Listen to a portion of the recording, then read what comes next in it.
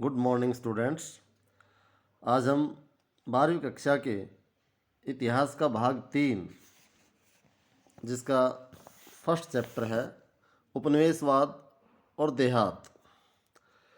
उपनिवेशवाद और देहात क्या है? सबसे पहले आपको ये पता होना चाहिए कि उपनिवेशवाद क्या है। उपनिवेशवाद से हमारा अभिप्राय है कि जब कोई साम्राज्यवादी ताकत और किसी देश पर अधिकार कर लेती है और उसका आर्थिक रूप से शोषण करती है तो उस विचारधारा को हम उपनिवेशवाद कहते हैं। भारत अंग्रेज़ों का उपनिवेश था, यानी ब्रिटेन का उपनिवेश था। जब 1600 ईस्वी में ईस्ट इंडिया कंपनी भारत आई तो उस समय वो व्यापार करने के लिए भारत आई थी, लेकिन धीरे धीरे उन्होंने सारे भारत पर अपना अधिकार कर लिया। 23 जून 1757 को प्लासी का युद्ध लड़ा गया था और इसके बाद अंग्रेज़ों की विजय हुई और प्लासी के युद्ध में सिराजदौला की हार हुई और वहीं से अंग्रेजी साम्राज्य की भारत में नींव पड़ी। बक्सर का युद्ध हुआ 1761 में, उसने इस नींव को और पुख्ता कर दिया। तो इस तरह से हम देखते हैं कि धीरे धीरे 1857 तक आते आते अंग्रेज़ों ने सारे भारत पर अधिकार कर लिया। अब यहाँ पर इस अध्याय में हम कि उस समय अंग्रेज़ों के काल में भारत का जो देहात था वो कैसा था और अंग्रेज़ कैसे बर्ताव करते थे उनसे। तो यहाँ पर जो सरकारी अभिलेख हैं उनके अध्ययन से हमें उस समय के बारे में पता चलता है।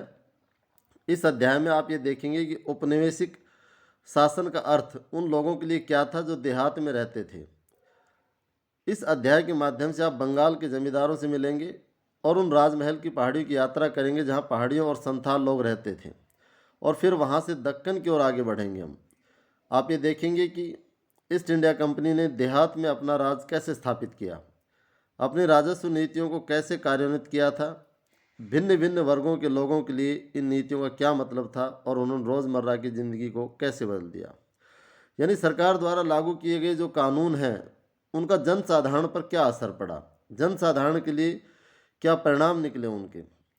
आप उन स्रोतों के बारे में भी जान पाएंगे जो इन इतिहासों के बारे में बताते हैं, साथ ही इन समस्याओं के बारे में भी जो इतिहासकारों के सामने इस संबंध में उपस्थित होती है। अब यहाँ पर देखिए बंगाल और वहाँ के जमींदार।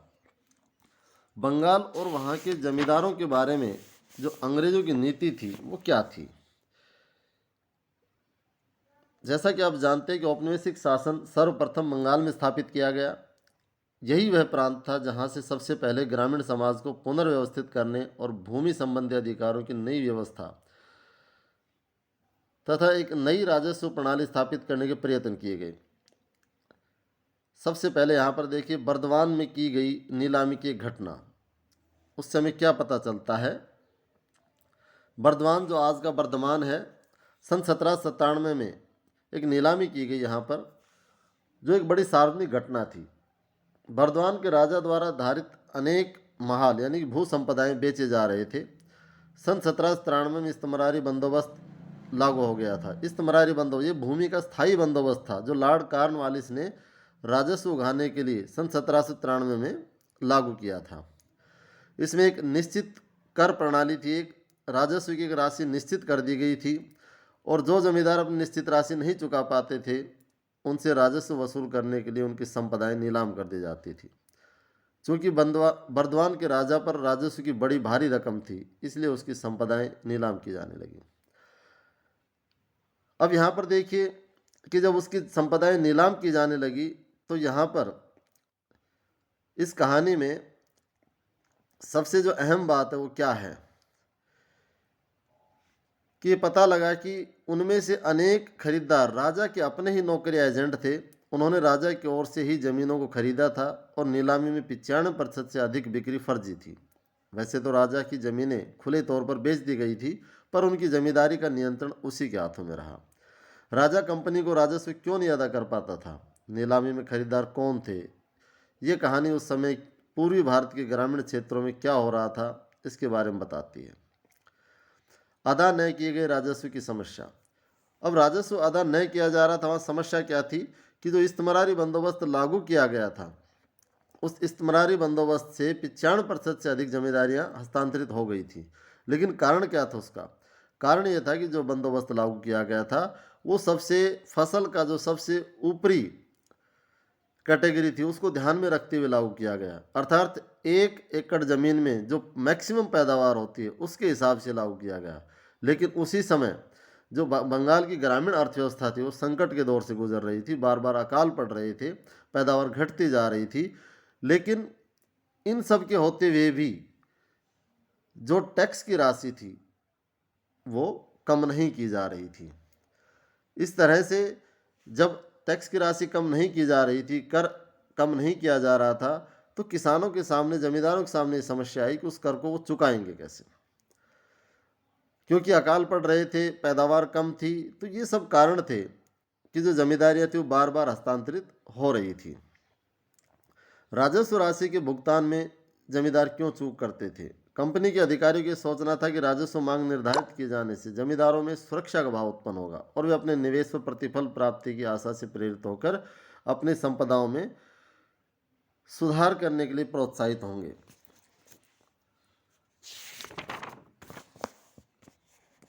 लेकिन हुआ इससे उल्टा। क्यों? क्योंकि कुछ प्रारंभिक दशकों में जमींदार अपनी राजस्व मांग को अदा करने में बराबर कोताही करते रहे, जिसके परिणाम स्वरूप राजस्व की बकाया रकमें बढ़ती चली गई। तो इस तरह से ये हमने देखा कि किस प्रकार से ये जो बकाया रकमें बढ़ती चली गई और राजस्व का भुगतान नहीं हो पा रहा था। तो इसके कारण जो मैंने अभी अभी बताए कि जो प्रारंभिक मांगे थी वो बहुत ऊंची थी, क्योंकि ऐसा महसूस किया जा रहा था कि यदि मांग को आने वाले संपूर्ण समय के लिए निर्धारित किया जाता है तो आगे चलकर कीमतों में बढ़ोतरी होने और खेती का विस्तार होने से आय में वृद्धि हो जाने पर भी कंपनी उस वृद्धि में अपने हिस्से का दावा कभी नहीं कर सकेगी। इस प्रत्याशित हानि को कम से कम स्तर पर रखने के लिए कंपनी ने राजस्व की मांग को उच्च स्तर पर रखा और इसके लिए दलील दी कि जो जो कृषि के उत्पादन में वृद्धि होती जाएगी और कीमतें बढ़ती जाएंगी, जमींदारों का बोझ धीरे धीरे कम होता जाएगा। लेकिन इससे उल्टा काम हुआ। उस समय अकाल पड़ रहे थे और अकाल पड़ते पड़ते किसानों की हालत जब खराब हो गई थी तो किसान इस राशि को चुकाने में असमर्थता जता रहे थे। तो ये सब कारण थे जिसके कारण राजस्व को चुकाना आसान काम नहीं था। कंपनी जमींदारों को पूरा महत्व तो देती थी, पर उन्हें नियंत्रित तथा विनियमित करना, उनकी सत्ता को अपने वश में रखना और उनकी स्वायत्तता को सीमित करना भी चाहती थी। फलस्वरूप जमींदारों की सैन्य टुकड़ियों को भंग कर दिया गया, सीमा शुल्क समाप्त कर दिया गया। तो यहाँ पर क्वेश्चन ये बनता है कि जमींदार अपनी जमींदारियों को बचाने के लिए क्या क्या हथकंडे अपनाते थे। दूसरा, जमींदार जो कर की अदायगी थी वो क्यों नहीं कर पाते थे।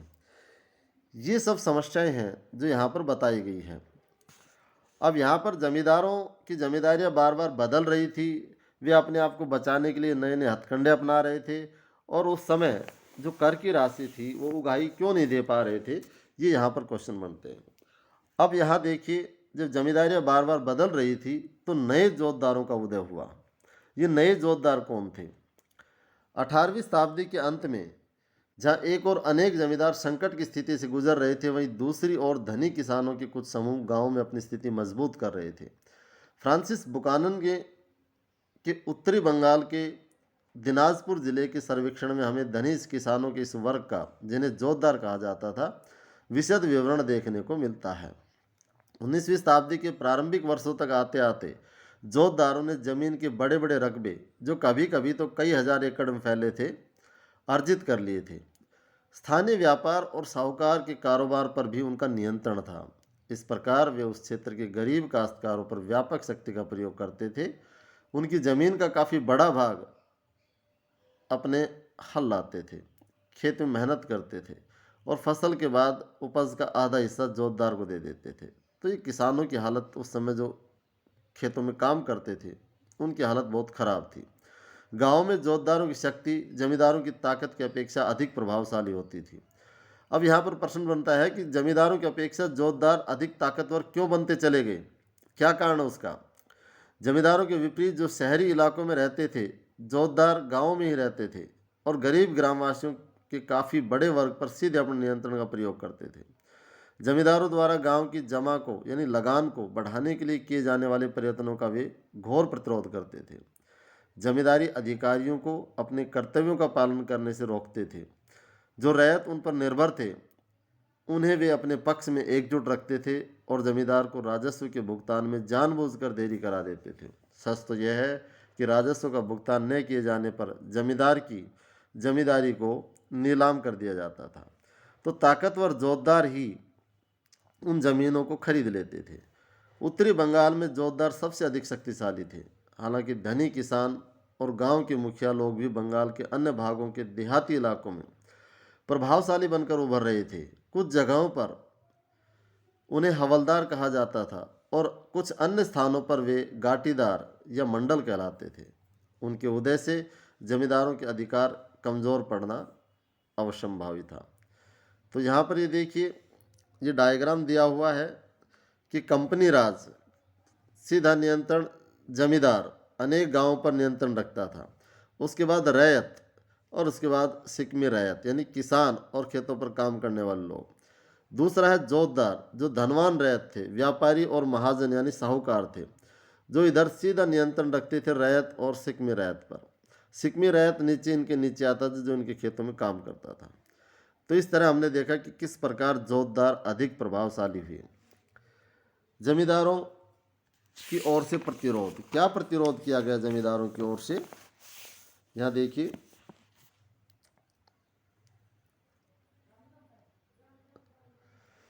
ग्रामीण क्षेत्रों में जमींदारों की सत्ता समाप्त नहीं हुई। राजस्व की अत्यधिक मांग और अपनी भू संपदा की संभावित नीलामी की समस्या से निपटने के लिए जमींदारों ने इन दबावों से उबरने के रास्ते निकाल लिए। नए संदर्भों में नई रणनीतियां बना ली गई।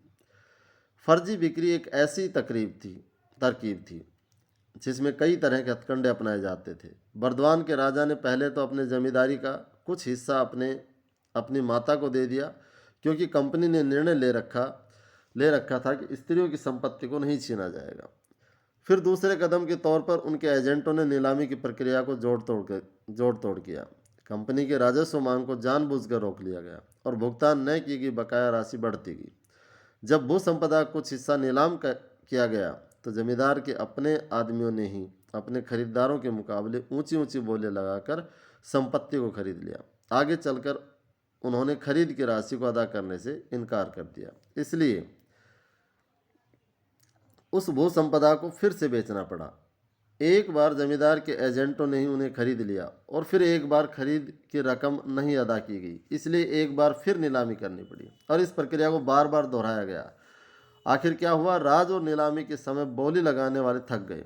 जब किसी ने भी बोली नहीं लगाई तो उस संपदा को नीची कीमत पर फिर जमींदार को ही बेचना पड़ा।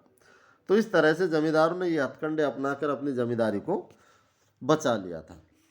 अब यहाँ पर देखिए, ऐसे सौदे बड़े पैमाने पर हुए।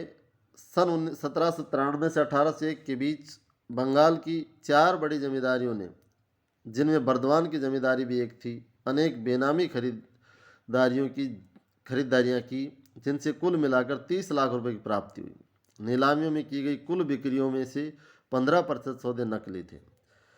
तो इस तरह आपने देखा कि किस प्रकार जमींदारों ने नए हथकंडे अपनाए और उसके बाद उन्होंने अपनी जमींदारियों को बचा लिया। तो इस प्रकार ये क्वेश्चन यहाँ ये भी बनता है कि जमींदारों ने किस प्रकार प्रतिरोध किया और किस तरह से उन्होंने अपनी जमींदारी को बचाने के लिए नए नए हथकंडे अपनाए। तो आज के टॉपिक में हम इतना ही करेंगे, बाकी नेक्स्ट लेक्चर में करेंगे शुरू।